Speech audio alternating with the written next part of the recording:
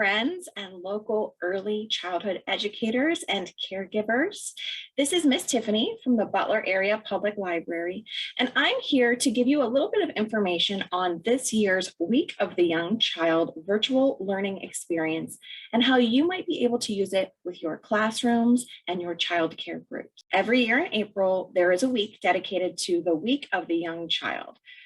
The goal is to help families, caregivers, and educators connect to different resources in our community that will help support the growth of young children. This year, we are once again having a virtual learning experience as our Week of the Young Child celebration, and we are focusing all on emotions. The theme of this year is exploring our colorful feelings. Just like last year, the virtual learning experience is being hosted on a site called Beanstack, which is connected to the Butler Area Public Library. I wanted to show you how you might be able to use this with your classroom or child care group, because it's just as important that you, as their caregiver, are connecting them with resources as it is their home caregivers. So I'm going to share my screen as I walk you through how you can use the virtual learning experience with your group. To access the virtual learning experience, you're going to go to butlerlibrary.beanstack.org. There is also a Beanstack app, which you can put on your phone or your tablet that will allow easier access once you've created your account. When you get to butlerlibrary.beanstack.org, the first thing you're going to see is this banner for the Week of the Young Child celebration. And again, we're talking all about exploring our colorful feelings. The program is open from April 9th to April 30th, so there's plenty of time for you to get your group registered and walk them through some of the activities that you can find in here. Some of the activities and resources are more geared towards the care provider, and some of them are definitely more geared towards the child. So you can mix and match what is most helpful for you and your children. If you scroll down on this main page, you're going to see where it says create an account. And on the left-hand side, it says register an individual or family. And on the right-hand side, it says register a class or group. So that individual or family is what we have families do when they're doing the activities in home. But for our child care providers and early childhood educators, a good option would be to use the register a class or group function. So I'm going to click on that now and show you what that looks like. So first, it's going to ask you if you want to log the activities and reading. There's no actual reading for this particular challenge. They're all activities. But it's going to ask you if you want to log the items for the group all at the same time or individually. And you can do that however you choose, whatever works best for you and your group. Once you've decided that, I'm going to go ahead and stick with all at one time. I think that will probably be most helpful for our classroom settings and our child care settings. We're going to scroll down and we're going to create our group name. So if I were going to register, say, one of my storytime groups, I would call it Miss Tiffany's Pre-K Storytime. And because you might have mixed ages in your group, that's okay. Just choose an average age. So if you are working with mostly infants and toddlers, you might want to choose something in the 0 to 3 range. If you're working more with preschoolers or older children, you might want to go more towards the 4 to 6 or even 7 or 8, because this is helpful for after school care providers as well. So we're going to say that I am working with my preschool age group and my average age is going to be 4.5. Then we're going to select how many children we're going to register. So however many children are in your group. Now, if you work in a facility that has multiple classrooms, you can either register all the children in the facility in one group, or each classroom teacher could choose to register their groups individually. So I'm going to say that I have 10 children in my group. And it's going to ask me my name, and it's going to ask you to create a username.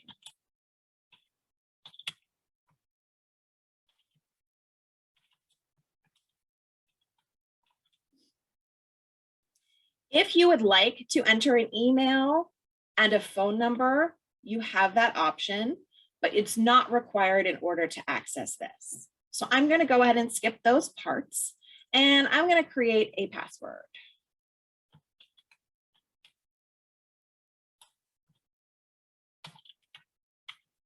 Then we're going to put that in again.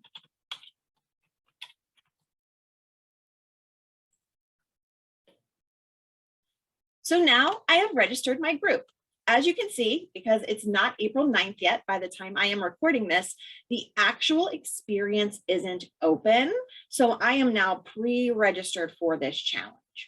But because I'm Miss Tiffany and I have storytime magic at my fingertips, I can actually show you a sneak peek of what the challenge will look like once you have your class or childcare group registered and are able to access it on April the 9th. What you are seeing right now is a sneak preview of what the actual virtual learning experience will look like when it opens on April the 9th. I wanted to give you this peek because I wanted to make sure you knew how to navigate the different things inside of the experience and give you some options on how you can use it with your group. So this is just an overview of what the purpose of the Week of the Young Child celebration is and the virtual learning experience itself. Because we're focusing on emotions and colors and feelings, you're going to see all of those things within the virtual learning experience, but you're also going to see areas dedicated to more traditional areas of childhood development as well. Beanstack works as a badge-based system. So the purpose of the platform is you go through different activities and log them, and you collect badges along the way. Because we're talking about feelings and emotions, all of the badges for this year's experience are children's faces expressing different emotions. Now, they won't show up on color here because this is just a preview, but when you log in and start working with your group, you'll see that when you collect the badge, it comes up in color. And you can talk with your children about what the expression is on that child's face and what might make them feel that emotion. So now we can take a look at the badges and some of the activities associated with them. If we click on the word badges, it will take us to where the 12 badges are located. And as I said, each badge has a child's face expressing a different emotion. So we're going to start with the very beginning, and that is the introduction. If you click on a badge, it will open up the badge to give you a description and allow you to access any activities that are associated with it.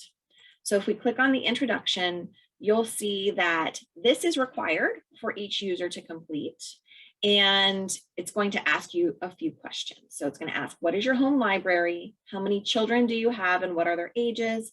And how did you learn about this event? Once you have completed all of those questions, you will earn this badge and you will see that it comes up in color. Next, we have our sponsor Hall of Fame, and there's a link here for you to visit to see all the people that helped contribute to make this virtual learning experience as awesome as it is. So if you click on that, it's going to open up a little Google slide presentation, which you can click through to see all of our sponsors. And each sponsor's image is linked to their webpage. So you can go visit each of their web pages to learn a little bit more about them. Once we get through some of those more business ends of the virtual learning experience, it's time for us to have a little bit of fun. The rest of the badges deal mostly with accessing different areas of information related to early childhood development. The first one, of course, is all about our emotions because that's the theme of this year's challenge.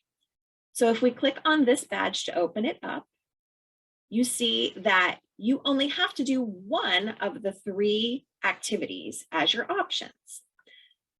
Once you have marked this as completed, you don't have access to any of these anymore because you've completed your activity. So what might be helpful for our classroom educators and early childhood care providers is to not actually mark any of these as completed until you're ready to be completely done at the end of the month. That way you'll have access to all of the resources all month long. Once you mark it as completed, however, you won't have access to it. So let's take a look at what the 3 options are for the activities under the emotions badge. First of all, we can watch a fun yoga video that will teach you how to explore your feelings. So if you click on that, it's going to take you to a YouTube video that was created by one of our partners.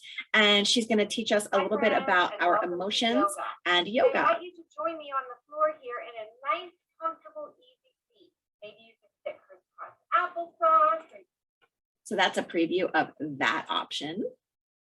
Next, we have our Colors and Emotions Resource Library, and this will be very helpful to the adults who are leading their children through this, because it is all kinds of literature regarding how to regulate emotions, how to identify emotions, but it's also some activities and resources that you can use with the children in your group. So you can see there's kind of a mixture here of different things that you can work on and access. You can save any of these. You can see there's a little download button right here. You can download any of these resources. So what might be a good thing to do early on as you're leading your group through the challenge is to take a look at all of these and download any of them that might be helpful for you. Then you can have them long term. If we go back to our badge, we'll see that the last area of activity that we can If we go back to our badge, we'll see that the last activity we have an option to complete is a colors and emotion themed virtual play area. So if we click on that, it is once again going to take us to a Google slide presentation. And there are actually 11 different slides in this, which are 11 different rooms for you to explore. Basically, these virtual rooms that you can play in have clickable links on nearly everything you see in the room. So here you see that this poster is a resource for helping kids to identify and express their emotions. You will see that this is a link to a read aloud video of the book that we are focusing on for the Week of the Young Child celebration, which is I'm Happy, Sad Today.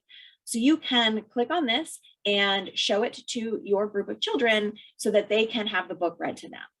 There are other read aloud videos available in here as well. There's a link to a video created by another one of our partners reading a book called Breathing Makes It Better. There's a link to some resources from our partners at Sesame Street. And then if you look over here on the left-hand side, you'll see there are more rooms that you can explore. So we can take a look at the different color zones that deal with our emotions. And then each of the color zones has their own room, again, with more videos and resources for you to explore. There's even a sensory room that students can take a look at. If you just click on any of the click here red circles, it's kind of like a little brain break for them. And so it will show them some videos and it'll help them access some different resources and games or similar tools like that. So as you can see, those 3 different options for completing that activity just for the emotions badge are really rich with resources. You've got the yoga video, you've got the resource library, you've got the play area. But the fun doesn't stop there because that's just one of our badges. If we close this and we take a look, we have badges for child development, early literacy, health and hygiene, nutrition, music and movement, speech and hearing. And each of those also have 3 options for the activities completed. So let's take a look at the early literacy badge as an example. Once again, we open it up and we have 3 different options as activities. One of the options is to watch a video of me talking about early childhood literacy and giving you tips for working on early childhood literacy at home. But those tips are also useful for a classroom or childcare setting. Again, we have an option for a resource library specific to literacy. And if we click on that, it's going to direct you back to a Google Drive with activities to do with kids. So these are specifically things that you could access for the child that you're caring for or children that you're caring for. Caregiver resources for children aged 4 to 8. Caregiver resources for children aged birth to 3. And general caregiver resources. Again, any of these resources from any of the resource libraries can be downloaded from Google Drive so that you can save them on your own computer. And finally, there is a virtual learning playroom. Once again, you'll see that there is a lot to do in this playroom. There are clickable links to videos, to flannel board stories, to read aloud videos, some videos on teaching alphabet letters. There's even a link to some resources from our partners at PBS. Each of the virtual rooms have all of these clickable links in them that you will be able to explore with your classroom or childcare group. So one of the things you can do if you have a smart TV or a smart board where you can project this up on the screen is you could put this in front of your childcare group and then ask them to pick something to click on and you can show it to them. So for example, the little xylophone here is a playlist on Spotify of songs that help facilitate literacy skills.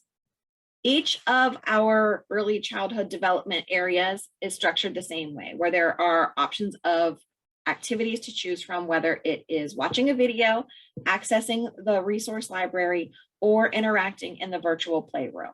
And as I mentioned before, if I were using this in a classroom or early childcare situation, I would wait to mark any of those as completed until the very end of the month so that you have access to all the resources for that 3-week period or so, that you can use multiple resources and combinations of resources with your group of children as it fits their needs. Once you have gone through and marked things as completed for the children in your group, the very last thing to do is to complete the post-program survey. So if you click on that badge, you'll see this is a required activity and it is going to redirect you to a post-program survey. It's pretty easy to fill out and it has some optional information in there as well in terms of phone number and email address in case you would like us to contact you for any reason. So that's just a brief overview of what the virtual learning experience looks like for the Week of the Young Child celebration this year, and some ways that our early childhood educators and care providers could use it with their groups of children.